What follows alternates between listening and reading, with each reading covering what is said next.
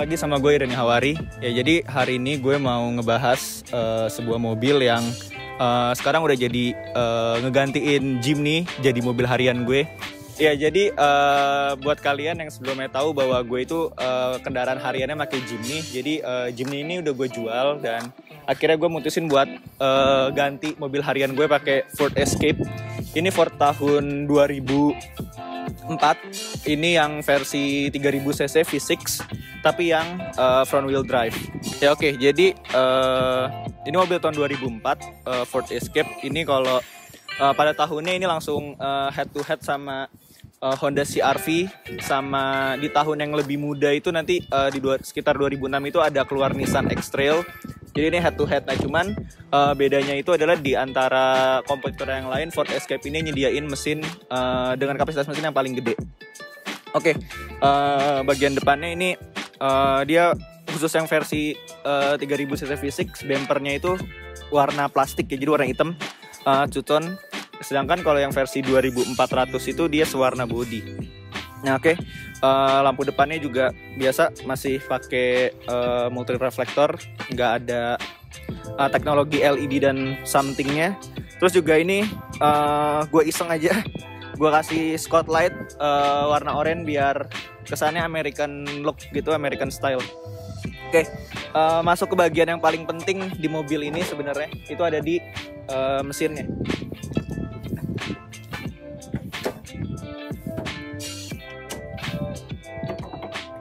Oke, jadi ini mesin 3000 cc V6 DOHC 24 volt. Pada di atas kertas pada baru mesin ini ngeluarin tenaga itu kurang lebih sekitar 200 lebih dikit horsepower, dan torsinya itu di 260 Nm kalau nggak salah. Oke. Terus sebenarnya mesin ini nggak rewel ya, maksudnya nggak banyak perbaikan-perbaikan yang berarti yang gua benerin gitu ya pas waktu beli. Jadi mungkin banyak orang yang punya mindset bahwa Ford itu katanya spare partnya mahal, tapi nggak juga ternyata. Waktu itu yang udah gua ganti di mobil ini itu semenjak beli itu, pertama upper tank radiator itu sekitar 300.000. Terusnya ya tune up biasa ya, oli, busi, saringan udara, dan so far harganya itu yang nggak beda jauh sama mobil Jepang yang beredar gitu kayak Kijang Innova, dan itu kayaknya harga perawatannya bisa lumayan mirip. Oke, kita ke bagian samping sekarang. Ke ban dulu. Jadi ini bannya pas gue beli udah diganti ini pakai Yokohama Geolander yang ATS. Ini profil bannya itu 235, sebentar gue lupa. Iya 235 70 ring 16. So far walaupun ban AT nggak terlalu berisik ya, nggak seberisik gue naik Jimny pakai extra grip. Sekarang kita masuk ke bagian interiornya.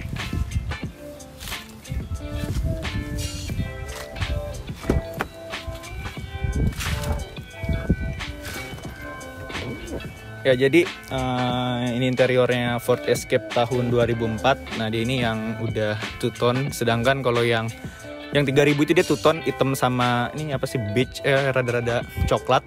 Sedangkan kalau misalkan yang 2300 itu dia sewarna. Dan joknya ini udah dilapis kulit, kayaknya original leather, cuman gue kurang tahu. Dan yang paling unik itu adalah tuas transmisinya, dia di sini mode American look itu kelihatan banget, dan setirnya palang 4, airbag penumpang dan pengemudi. Terus apa lagi ya? Simple sih sebenarnya desain interiornya. Ini cup holder 2 di sini, power outlet. Terus arah AC-nya juga lengkap, ada heaternya. Ada heater, dan arah semburan itu juga lengkap. Ada 4 arah semburan. Ya, terus juga head unit ini udah diganti dari gue dapet. Ini merek Motevo ya, kayaknya ini keluaran kayaknya brand Chinese. Cuman yang gue miss adalah ini kayaknya head unit tua ya, sekitar head unit tahun 2010-an.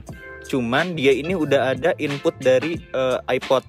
Jadi ya udah lumayan cukup sih konektivitasnya menurut gue. Terus juga ini kayak speaker udah diganti sama owner sebelumnya. Udah pasang Twitter, cuman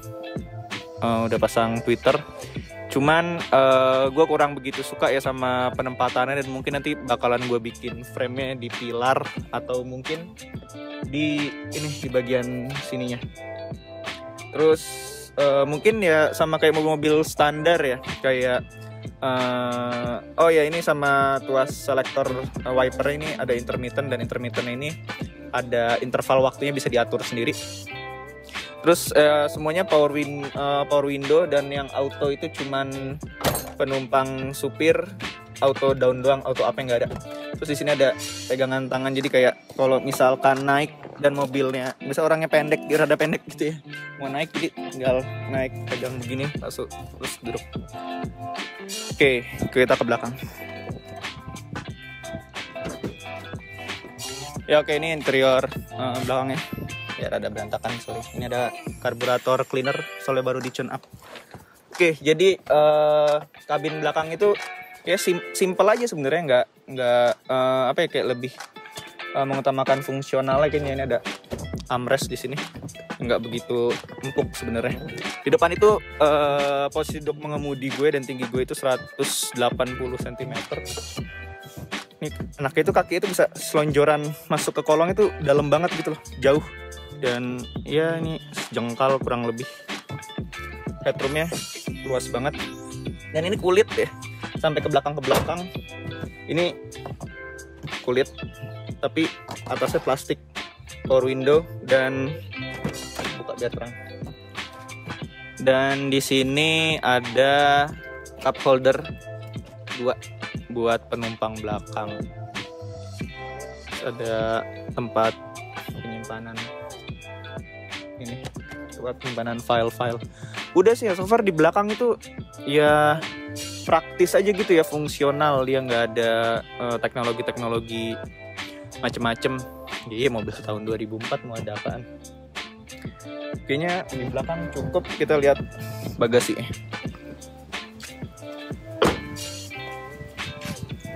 Oke, jadi yang unik dari yang gue suka dari mobil ini itu adalah kaca belakangnya. Jadi kalau kalian lihat di sini tuh ada 2 tombol, ini door dan glass. Kelihatan nggak? Oke, ya door dan glass. Kalau misalkan glassnya yang kita buka, ini kacanya itu bisa dibuka kayak gini. Jadi kalau ketika kalian mau masukin atau ngambil barang-barang yang kecil itu, ya enaknya gitu, gampang, tinggal ngerogoh, nggak perlu ngebuka pintunya ya. Dan mirip-mirip mobil wagon kan, mobil wagon kaca bisa dibuka kayak begini. Sekarang kita buka. Oke, berantakan. Gua nggak tahu ya berapa liter kapasitas bagasinya ini. Mungkin kalau misalkan maksudnya kalau ditaruhin koper, mungkin ini bisa 3 koper gede, mungkin 3 koper gede, dan mungkin bisa ditumpuk sama koper-koper kabin lagi. Ini di sini dia plastiknya sampai ke sini ya.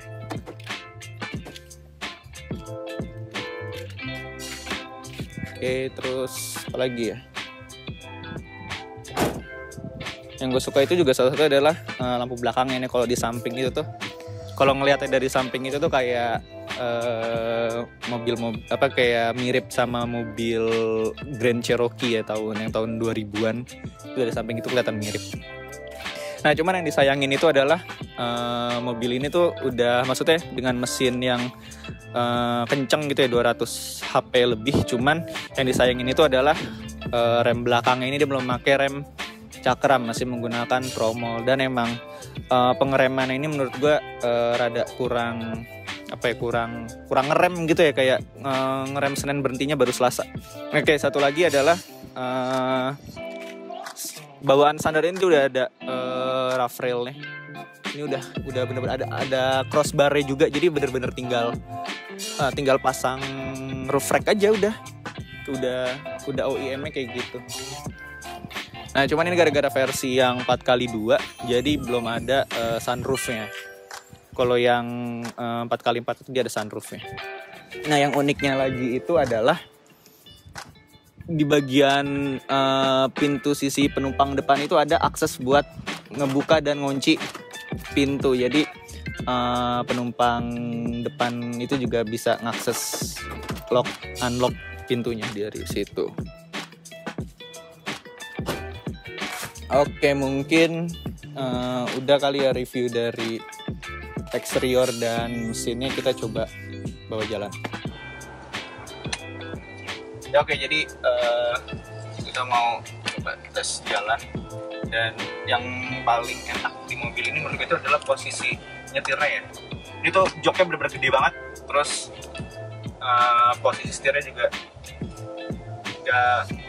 enak aja gitu pegang dan nggak bikin pegel gitu dari jauh. Dan yang paling bikin nyaman itu adalah armrest. Ini armrestnya gede banget, bener-bener segede itu.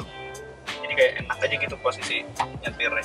Dan emang sebenarnya di sini juga nggak ada soft touch ya, ini plastik keras, cuman ya nyaman aja gitu. Sekarang kita coba keluar. Nah, dan yang surprise dari mobil ini itu adalah menurut gue adalah konsumsi bahan bakarnya. Karena maksudnya mobil 3000 cc V6, orang cenderung ngira ini mobil boros gitu loh. Cuman ya nggak boros-boros banget ya. Dan justru menurut gue mobil ini adalah mobil yang irit untuk kelas 3000 cc V6 ya. Karena mobil ini waktu itu pernah gue bawa ke Bandung. Itu gue pulang pergi, gue ngisi bensin 250.000.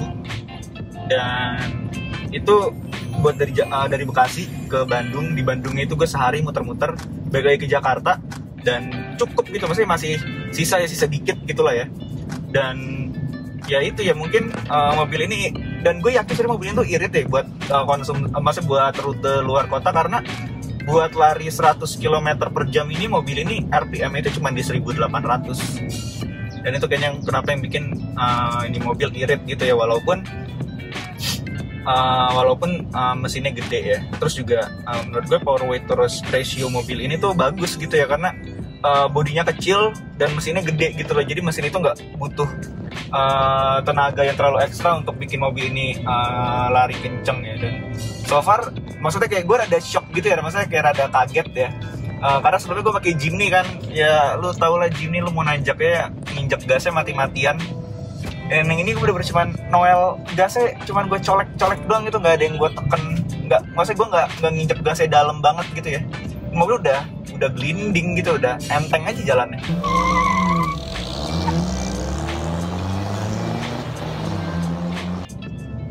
Ntar kita mau nyoba tes akselerasinya. Ya kira-kira aja gitu. Ini kita coba ya.